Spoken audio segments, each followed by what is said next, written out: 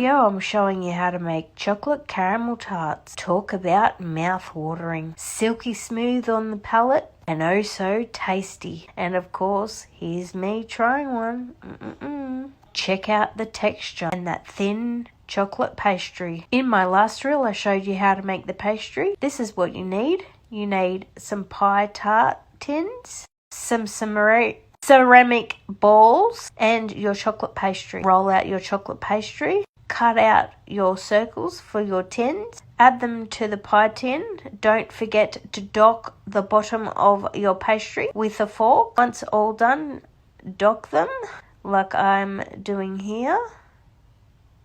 Preheat your oven 180 degrees and you're going to bake these for 12 minutes. All ready to go, and just like that, they're out of the oven and cooling. Get your dolce de leche or your condensed milk caramel, put some in a bowl and give it a mix. Then you're going to add them to the tart shells. Add the caramel to the tart shells. Fill all of them. Once all filled, you're going to bake in the oven for another 20 minutes. This is what you want them to look like. Then you're going to let them cool. Here's a little close-up. I'm garnishing mine with white chocolate and almonds. There's a little close-up. Thanks for watching, guys.